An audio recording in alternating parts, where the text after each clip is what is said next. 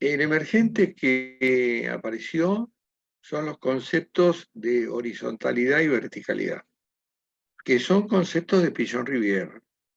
Él llama la verticalidad del sujeto a quién es él, quién es el sujeto, qué historia tiene, cuál es su novela.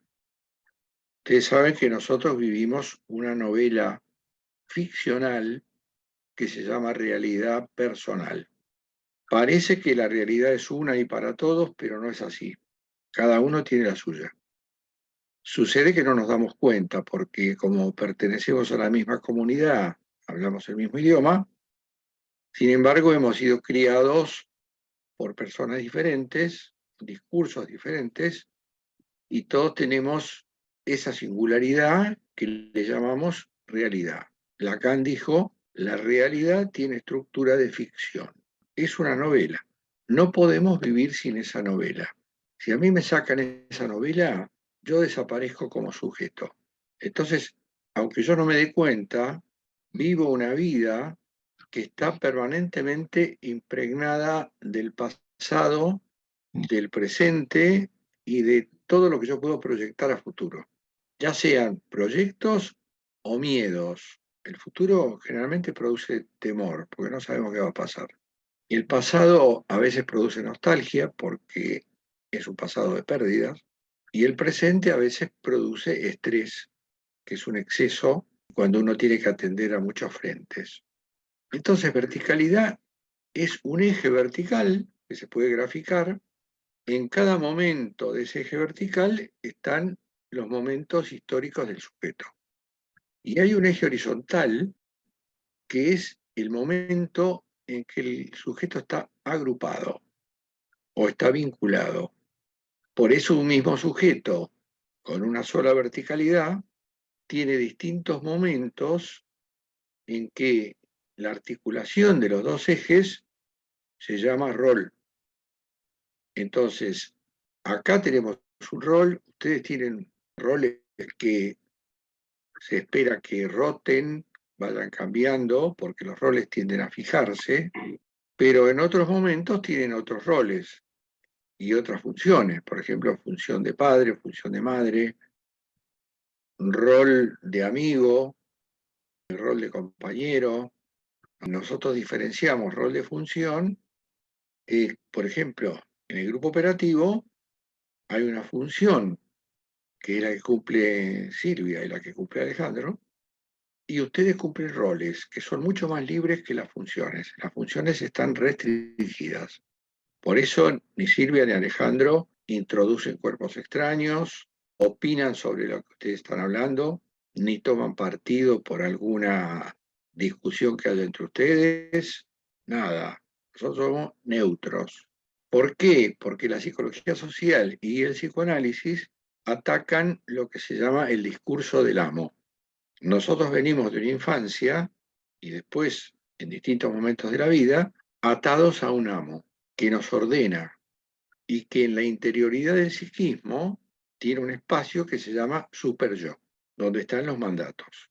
Ahora, si bien un chico no puede contradecir esos mandatos porque no tiene juicio crítico, ya un adolescente puede confrontar con los mandatos de los padres, y por eso en la adolescencia hay rebeldía, hay oposición, hay contestación, pero es algo absolutamente esperable. Al revés, yo, si a mí me traen un chico que no tiene rebeldía en la adolescencia, digo, acá algo falló. Los chicos tienen que ser rebeldes en la adolescencia. ¿Y por qué tienen que ser rebeldes? Porque el deseo del incesto lo siguen teniendo, lo que pasa es que está reprimido. Entonces, como no pueden ejercer la sexualidad con los padres, con los cuales la aprendieron, porque se nace ya sexual, a una sexualidad que se llama sexualidad oral, después no se puede practicar la sexualidad a partir de la pubertad con esos mismos objetos. Entonces, cuando un chico denigra a los padres y hasta los insulta y qué sé yo, los padres se angustian porque no saben leer lo que está pasando. Lo que está pasando es el chico dice, si hubiera que hacer una lectura de ese latente, encontraríamos que el chico diría, los amo tanto que tengo que tomar distancia porque está prohibido. Entonces me enojo con ustedes. Ahora, ustedes van a estudiar en algún otro momento, cuando, sobre todo en tercer año, que es cuando ustedes van a coordinar el propio grupo y van a meterse con más énfasis en el tema de la coordinación de grupos, van a ver que hay dos operaciones que hace el coordinador, entre muchas otras. Una se llama horizontalizar y otra se llama verticalizar. Por ejemplo, si un integrante del grupo trae un problema personal, pero no coincide con la temática del grupo, es una cosa absolutamente subjetiva, le está pasando a él. Lo que tiene que hacer el coordinador es verticalizar. ¿Y cómo se hace? Se le dice, bueno, eso llévalo a tu análisis, no es de acá. Y en otros casos, el sujeto dice cosas personales y el grupo se opone porque cree que no tiene nada que ver, y si el coordinador piensa que sí, que tiene que ver, horizontaliza y dice, bueno, esto que trajo fulano, trabájenlo porque también es de ustedes. Esas son las dos cuestiones. Bueno, en principio lo que toca hoy es teoría de la comunicación, que seguramente vos, María Marta, ya la viste, pero vamos a hacer un repaso y los chicos que ya pertenecen al grupo seguramente han leído el apunte. Ahora les aviso que como este es primer año y recién empezamos, esto todavía no es un grupo, es una serie. Será grupo cuando haya mutua representación interna, o sea, cuando se vayan conociendo, tomando en cuenta que la plataforma Zoom introduce cierta pobreza respecto del aula real. Entonces uno se conoce como menos, pero se pueden conocer. Hay que vincularse acá. Como siempre les digo, en la facultad no les van a pedir que hagan vínculos. Acá sí. Pichon Rivière dijo pensar, sentir, hacer. O sea que el sentir está. En la facultad no, en la facultad te dan una clase y te dicen, bueno, arreglate. Después uno hace grupo para estudiar, ¿sí? Fabiana. Sí, profesor, una pregunta. Y no somos grupo, somos una serie, pero si nosotros realizamos encuentros a través de las videollamadas entre nosotras, ¿en algún momento nos formamos como grupo? Sí, claro. No es lo mismo subirse a un colectivo donde no me importa quién es el otro. Eso es una serie, según Sartre. ¿Eh? El que trajo esta noción fue Sartre, Jean-Paul Sartre. Y con el tiempo se va formando el grupo. Por Bueno, supuesto, se va formando fragmentariamente, porque por ahí se encuentran de a dos y hay otros que no se conocen. claro, sí. Con el tiempo esto se forma, no hay nada que hacer. Y el grupo mínimo para nosotros es 2 personas. Es el grupo mínimo. Nosotras comenzamos ayer con un total de 4 personas. Bien. Como acá hay hasta ahora 6 integrantes, faltaría incluir esas otras 2 personas que con el tiempo se va a dar. También les aviso, creo que ya se los dije, pero reitero, el grupo está abierto hasta julio. Acá puede entrar gente hasta julio. Y por supuesto que esa gente va a tener que hacer trabajos para compensar e inclusive seguir cursando en el verano para poder pasar a segundo. Bueno, el principal autor que vemos en la teoría de la comunicación se llama Paul Watzlawick, que trabajó en Estados Unidos, en California, en Palo Alto, Y lo que hizo fue analizar. Analizar quiere decir desmontar. Desmontar.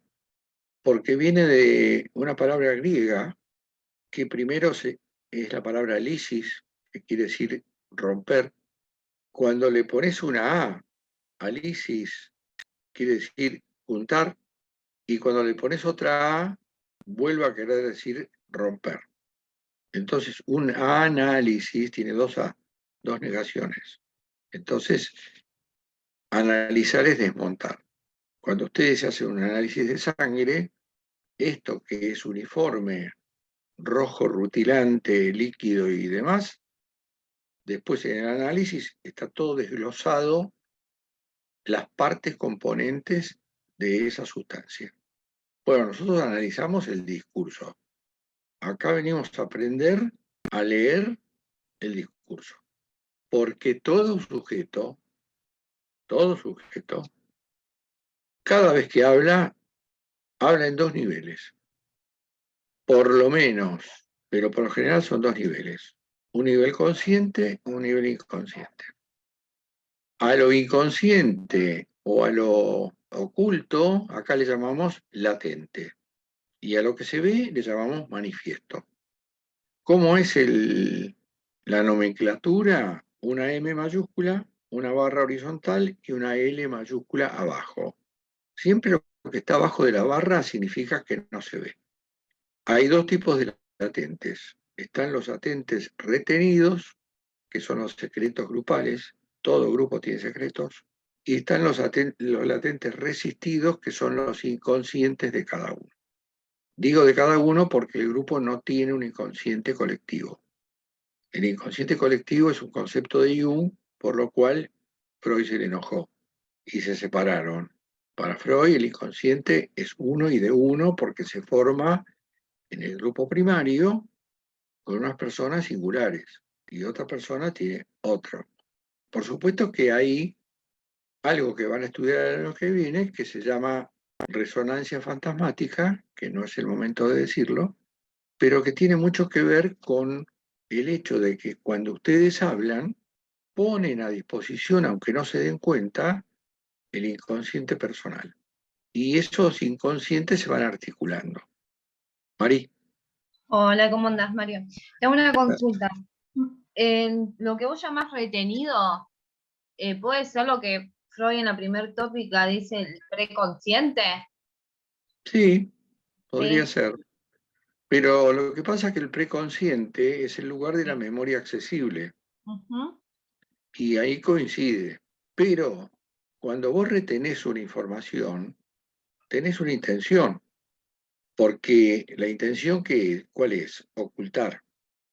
Ustedes saben que Lacan, al yo del sujeto, que creemos que es lo único que hay en el psiquismo, pero hay tres partes, Lacan dividió el yo en dos palabras en francés. Uno se llama moi, que se escribe M-O-I, que es el yo de todos los días. Este que está hablando ahora es el moi. Y después está el je, que es un yo que podríamos decir tiene su raíz en el inconsciente. Por ejemplo, cuando ustedes están hablando y aparece un fallido lingüístico, ahí apareció el ye. Aparece y desaparece. Y se llama sujeto evanescente, porque se desvanece enseguida. De hecho, cuando uno comete un fallido lingüístico, se disculpa, ¿no? Y dice, quise decir tal cosa. Sí, el moi quiso decir tal cosa, pero el ye te traicionó y dijo otra cosa que algo en vos también quiere decir eso. Esto deriva del hecho de que somos sujetos divididos. ¿Entre qué? Entre el sistema psicológico, conciencia preconsciente, y el sistema inconsciente que tiene otras reglas. No es irracional, como muchos creen, tiene otra racionalidad. Pero nosotros cuando hablamos en la vida cotidiana, hay muchísimas cosas que ocultamos. ¿Por qué? Y porque estamos en comunidad, tenemos que comportarnos, no podemos mostrar demasiado de nuestras pulsiones, ni nuestros deseos, ni nuestras fantasías. Por lo tanto, estamos en un estado que un autor llamado Winnicott le llamó falso self. Y no sé si le dije alguna vez, pero yo me pongo como ejemplo. Yo acá utilizo mi aspecto académico de lo mental para hablar con ustedes, pero en mi cabeza hay muchísimas otras cosas. Hay fantasías, afectos, deseos, lo que se les ocurra, pero yo no lo pongo a disposición. Ese es un latente retenido. A propósito, por supuesto que como el moi no controla del todo lo que dice, a veces se descontrola y aparece el y dice algo que no debería decir. Bueno, Václavic desmontó el esquema comunicacional e instaló lo que se llama axiomas. ¿Qué es un axioma?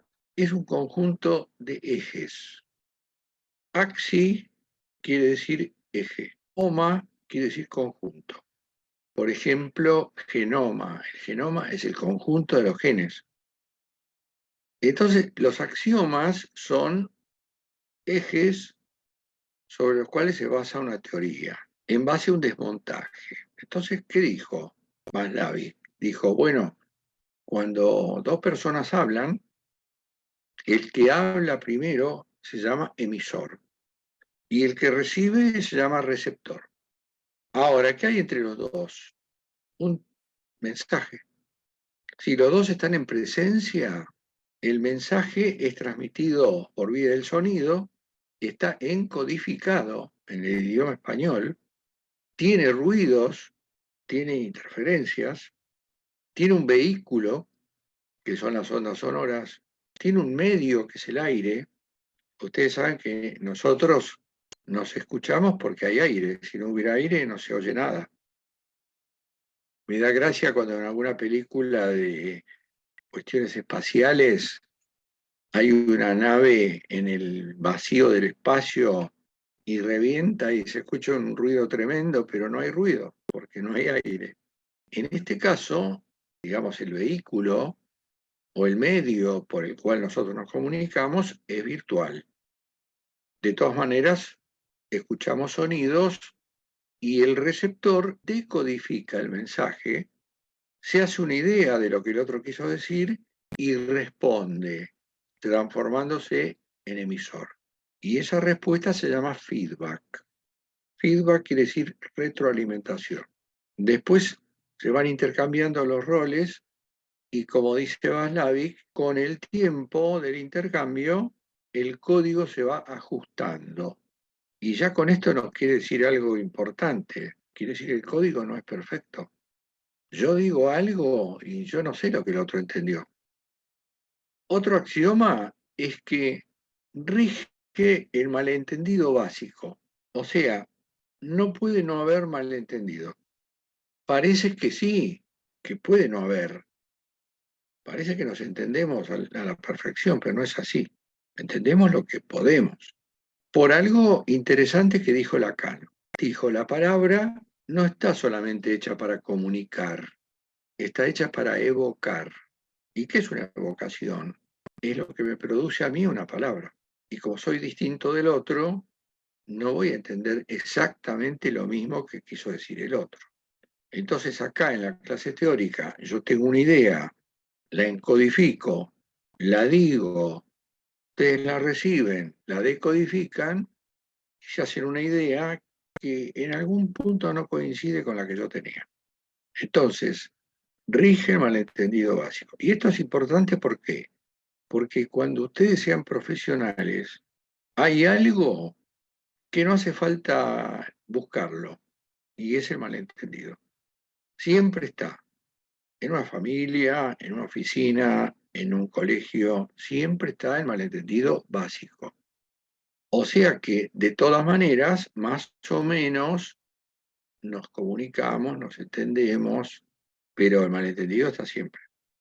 Que no es solamente lingüístico, ¿no? También es gestual.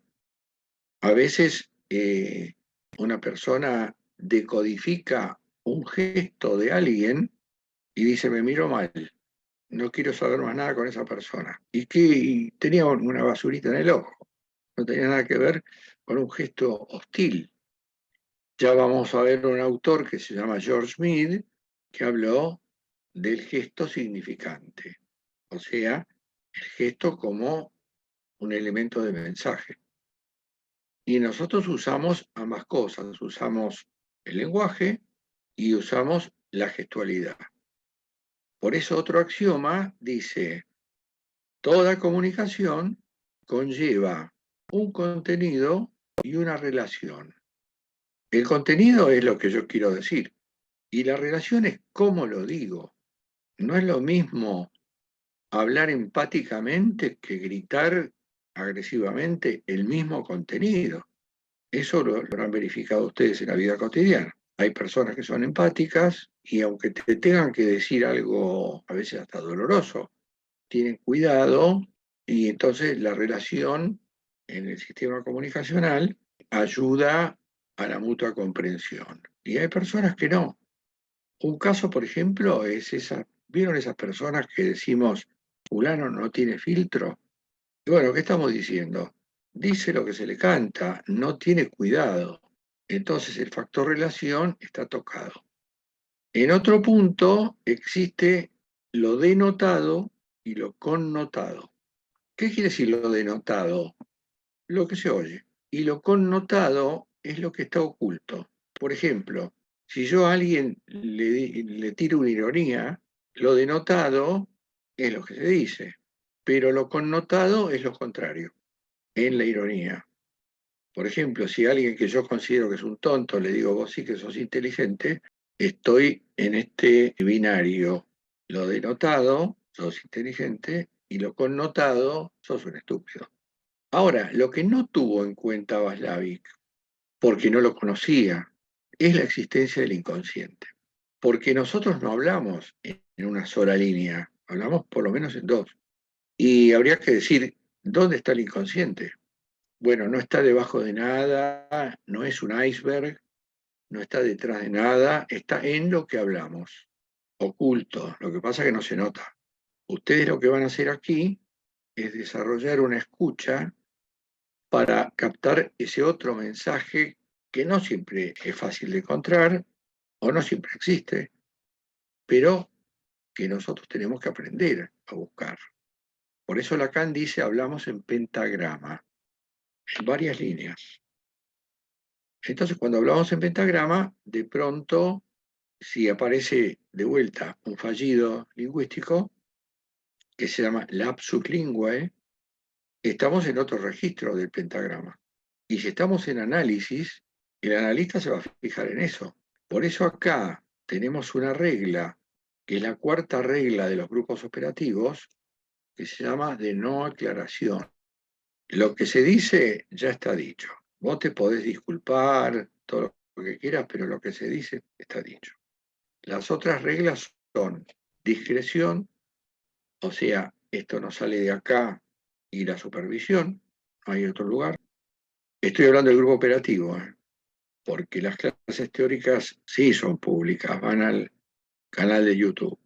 Regla de discreción, regla de restitución. Por ejemplo, acá cuando se dijo somos 4 que nos reunimos, bueno, hay que ver para qué se reúnen. Supongamos que se reúnen para estudiar y otras cosas, porque no siempre todo estudio. Pero si en ese grupo, en ese subgrupo, se tratan cosas del grupo operativo, hay que restituirlo al grupo. Hay que traerlo de nuevo, acá. Y después está la regla de abstinencia. Abstenerse quiere decir, hay cosas que no se hacen. Ustedes que cumplen roles tienen mucha libertad de acción, libertad de expresión, pueden decir lo que quieran, pero hay algo que no, que está prohibido, lo cual no quiere decir que no pase, y es la agresión. Acá nosotros creemos en el valor de la palabra, en la negociación, en la posibilidad de dirimir nuestras diferencias a través del discurso, pero todos tenemos una condición como humanos que se llama agresividad. Todos la tenemos. Mucha más que los animales salvajes. Los animales salvajes agreden por necesidad, pero no porque sí, o porque tienen opiniones distintas. Nosotros sí. Entonces, la agresividad, que es una condición potencial, cuando pasa al acto, se llama agresión. Esto no garantiza que no pase, pero es una regla, abstinencia. Históricamente, hay dos cuestiones de abstinencia que tampoco se cumplen a veces, porque las reglas están para ser rotas, y si no, fíjense en los mandamientos, que es una regla que implica una sugerencia. Una es que traten de no formar parejas amorosas en el grupo, porque esa pareja en algún momento va a tener un conflicto y va a venir a parar al grupo. Y segundo, que no formen parejas comerciales, porque pasa lo mismo. Se pelean y esto viene al grupo. Ahora, nosotros los que estamos en funciones, Silvia, Alejandro, yo, tenemos muchas restricciones, mucha abstinencia, porque permanentemente atacamos el discurso del amo. No juzgamos, no mandamos, no retamos, no castigamos, nada. Como en análisis. Hay momentos en que algo del discurso del amo aparece cuando, por ejemplo, Silvia diga, bueno, vamos a hacer un ejercicio. Es una consigna. Entonces el grupo tiene que hacer el ejercicio, ¿no? Es parte de la tarea. O cuando tengan que analizar, no sé, una película, que es otra consigna, bueno, ahí aparece por un instante el discurso del amo. Pero nosotros atacamos el discurso del amo. Y otra cosa que atacamos es el sentido, porque el sentido es como la significación de las cosas, ¿no? Hay cosas que tienen sentido y cosas que no tienen sentido, por decirlo de alguna manera. Pero hay un tipo de sentido que es el sentido común, que suele equivocarse mucho. ¿Y por qué atacamos el sentido? Porque, como hablamos en pentagrama, nosotros estamos buscando la creación de nuevos sentidos. Y esto es muy interesante, tanto en psicoanálisis como en psicología social. Encontrar otro sentido de las cosas, resignificar algo, que eso es lo que pasa, por ejemplo, en una sesión de análisis. De repente el sujeto habla, tiene certeza sobre su historia, y el analista le demuestra que está equivocado, por ejemplo, ¿no? ¿Por qué? Porque somos contradictorios, porque a veces no sabemos lo que decimos, por millones de razones. Entonces, como Vanavik no manejaba el inconsciente, esa línea de emisor a receptor, le faltó otra línea, que no la vamos a estudiar ahora, pero yo se las adelanto. También hay una comunicación entre inconscientes que no está a la vista, está oculta, es un latente. Y después existen otros latentes más generales que se llaman organizadores grupales, que es un tema de segundo año. Mariana. Profesor, una inquietud. Con respecto a los discursos que son corporales, por ejemplo, una danza o una pintura, todo lo que tenga que ver con el arte, pero no en sí con la palabra. La palabra, o sea, no hay existencia de palabra, hay existencia de gestos, de movimientos. Con respecto al receptor, que sería como un mensaje, es una inquietud, ¿sí? Lo digo desde, a ver si me puedo explicar. ¿El mensaje es abierto? ¿Me explico? Sí, te entiendo. El mensaje que se quiere dar de parte del emisor, el receptor, al no haber una palabra sobre, o una explicación sobre lo que se está diciendo, entonces, ¿qué pasa con ese mensaje? Gracias. Bueno, es muy interesante tu pregunta porque me obliga a meterme con un tema central del psicoanálisis, que lo vamos a ver en su momento, y es que cualquier cosa que no esté enmarcada en el discurso, por ejemplo, una obra de arte, un movimiento corporal, una danza, como dijiste, está precedida por un discurso. Esto no es evidente. A veces nos pasa en la conciencia que nosotros, por ejemplo, no entendemos una obra de arte. ¿Ustedes vieron cuando van a un museo, una exposición de cuadros? ¿Qué hace la gente por lo general? Va pasando de cuadro en cuadro, le gusta, no le gusta, sigue viaje. Ahora, yo les recomiendo que si ustedes van a una exposición de cuadros, de esculturas, de lo que sea, vayan con un guía, porque el guía les va a explicar por qué ese cuadro es bello. ¿Y saben por qué? Porque el cuadro tiene un latente, que es la estructura que lo organiza. ¿Ustedes vieron la pintura de la Última Cena de Cristo y los Apóstoles? Sí, ¿no? Es recontra conocida. Bueno, si la miran bien, la perspectiva con que fue pintada, me refiero al templo ese donde estaban todos cenando, está organizado como para que todo confluya a la cara de Cristo. Y otros cuadros, que no es tan evidente esto, tienen curvas, líneas, que le dan como una especie de estructura a lo que después está pintado. Y esto lo hizo el pintor a propósito, salvo que sea un genio y le salga solo, como Picasso. Hay videos de Picasso pintando un cuadro de la nada y no se plantea primero una estructura y después el cuadro. No, el tipo empieza a pintar y le sale algo maravilloso, surrealista, y ustedes no saben cómo lo hizo. Ahora, para el que mira una danza, por ejemplo, o un gesto del otro, siempre va a tener una cierta incertidumbre. ¿Qué quiso decirme? ¿Qué mensaje me está emitiendo? Por ejemplo, cuando alguien te guiña un ojo, ¿qué quiere decir? Sí, muchísimas cosas podría decir, pero es un mensaje. Los gestos son mensajes que uno emite para evitar las palabras o para sugerir algo más. Por ejemplo, un guiño de un ojo implica una complicidad. U otros gestos. A veces uno, por ejemplo, cuando ustedes el año que viene hagan la experiencia de observación, van a ver que tienen que registrar todo lo que pasa en un grupo de primer año. Que pronto van a tener observadores acá, muy pronto, de segundo, que no van a intervenir, no son parte del grupo. Son personas en funciones que están haciendo una tarea que después se supervisa y no van a participar, son mudos. Entonces, el observador no solo escribe lo que el grupo dice o lo que dice el coordinador, escribe lo que ve en las caras, en los gestos.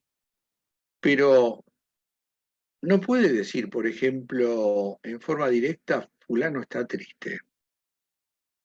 No, tiene que describir los rasgos faciales, de lo cual se deduce que podría estar triste. Pero a lo mejor no, es otra cosa. Decir está triste es acortar el camino y no analizar. Pero nosotros tenemos tal cantidad de músculos en la cara que permiten que nosotros nos expresemos con mucha fluidez a través de los gestos, ¿no? La mirada, las muecas, las sonrisas, hay millones de tipos de sonrisas, el movimiento de las cejas, inclusive cuando hablamos de la intervención de un coordinador, que puede ser un discurso de 20 palabras, pero a veces no es un discurso, a veces la intervención es un gesto. Yo les voy a contar un caso de Lacan, que tenía una paciente, por supuesto, en París, que tenía un problema. Todos los días se despertaba a las 5 de la mañana. 5 de la mañana, automático se despertaba, no podía dormir más. Entonces, Lacan le empezó a preguntar con qué lo relacionaba. Y ella dijo, lo que pasa es que durante la guerra, a las 5 de la mañana pasaba la Gestapo. Entonces estábamos todos alertas porque nos podía tocar. Pero ¿cómo se dice Gestapo en francés? Gestapo. ¿Saben lo que hizo Lacan? No dijo nada. Se levantó y le acarició la mejilla. Ustedes dirán, ¿qué disparate es este? Lo que pasa es que el sonido Gestapo quiere decir Gestapo, pero también, si ustedes lo dividen, quiere decir gest a po, gesto a la piel. Entonces, Lacan hizo esa intervención sin palabras, pero que conllevaba palabras, porque la mujer se dio cuenta enseguida qué le estaba queriendo decir. Es una resignificación de una frase, de una palabra.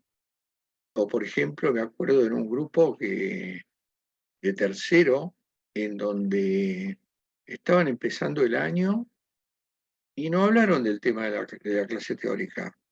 Empezaron a hablar de cuando se recibieran. Entonces, el coordinador lo que hizo fue mirar el reloj y decir, la pucha, pasó un año. Esa fue la intervención. Y todos se dieron cuenta que se habían ido a los caños, ¿no? No estaban en tarea. Se estaban anticipando una cosa que no sabíamos si iba a suceder. Ser profesionales. Estaban preocupados por cómo es ser profesional. Y la clase del día pasó sin pena ni gloria. Otro ejemplo que les puedo contar es cuando murió Pichón Rivière. Yo cuando cursé, vivía Pichón Rivière, estaba muy enfermo, venía a todas las clases, se sentaba en la primera fila, hablaba con el docente, no se le entendía nada, el docente más o menos le entendía. Bueno, un día murió Pichón Rivière, estaba enfermísimo. A la semana siguiente tuvimos la reunión del grupo, clase teórica, tema teórico, grupo operativo. El grupo se metió de cabeza en lo que llamamos el polo técnico. ¿Qué es el polo técnico? Todo lo conceptual, las técnicas grupales. Después está el polo fantasmático, que es donde están las fantasías, los afectos, las pujas por el poder, etc. Otro, lo que Pillon llama tarea implícita. Nadie hablaba de la muerte de Pillon, y Pillon era, no sé, Maradona, era el único en ese momento. Estoy hablando del año 77. Pero el grupo, al hablar de la teoría, insistía con una palabra, y eso se llama insistencia significante, que era la palabra que decían, el grupo está enriquecido. Cada tanto aparecía, ¿no? Ahora el grupo está más enriquecido. Y un integrante, no el coordinador, un integrante dijo, Enrique Sido. Enrique se llamaba Pichón Rivière. Entonces el coordinador se sorprendió. Y cuando hizo la devolución respecto de lo que había hecho el grupo, dijo, y también es cierto que Enrique se ha ido, como quieran ponerle, que no tenía nada que ver con la palabra original. Por eso estamos hablando de significantes. Hay más significantes que palabras. Entonces, este integrante encontró dentro de un significante que se reiteraba, uno que tenía mucho que ver con la situación del grupo. El grupo estaba esquivando el duelo, porque lo que todos esperaban es que hablaran de Pichón Rivière. Lo perdimos al viejo, decían en otros grupos. Y costó mucho habituarse a que Pichón estuviera muerto. Obviamente que la escuela siguió funcionando porque ahora. Pero les estoy tratando de transmitir que hay diferentes líneas en donde uno habla y dice más de lo que habla. Y nosotros nos estamos preparando para escuchar más de lo que oímos. Nosotros oímos lo que se habla y escuchamos lo que se dice, porque todos decimos más que lo que hablamos, todos. ¿Pasa inadvertido? Sí, a veces muy evidente también, pero sucede todo el tiempo. Y sobre todo en una sesión de análisis donde rige la regla fundamental, que es de libre asociación. Otra restricción que tienen ustedes es que acá, como nos fundamentamos en el psicoanálisis, también tomamos la regla de libre asociación. Ustedes son libres de decir lo que quieran. ¿En qué son libres? En el polo técnico. Ustedes inclusive pueden inventar otra teoría, y a lo mejor es una buena teoría, pero la asociación es restringida en el polo fantasmático. ¿Por qué? Porque esto no es un grupo terapéutico, es operativo, un grupo de trabajo. Lo que sí tiene el grupo operativo, como el psicoanálisis, es que es terapéutico por añadidura. Nosotros no salimos acá igual que como entramos, ni ustedes ni nosotros. Freud, cuando definió el psicoanálisis, dijo, ¿qué es el psicoanálisis? Es una teoría sobre los procesos mentales y es un método de investigación de esos procesos. Y por añadidura es terapéutico, pero por añadidura. Por eso nosotros no somos terapeutas, no seremos terapeutas. Esa es otra cuestión. A veces un egresado comete el error de decir, de imprimirse una tarjeta que dice fulano de tal, terapia grupal. Y no, nosotros no hacemos terapia grupal, ni hacemos psicoterapia, son palabras de los psicólogos, no de nosotros. Nosotros no somos psicólogos, somos otra cosa. Y sobre todo esta escuela que se basa en el psicoanálisis. O sea, no es que psicoanalizamos, es que usamos las herramientas del psicoanálisis que son muy poderosas. Y yo para entender un grupo tengo que saber cómo funciona la mente humana. Y no tengo otra herramienta más poderosa que el psicoanálisis. Entonces tengo que saber psicoanálisis. Bueno, gente, llegamos al horario. Nos vemos el miércoles. Muchas gracias, Mario. Hasta la próxima. Mario, gracias. Chao a todos.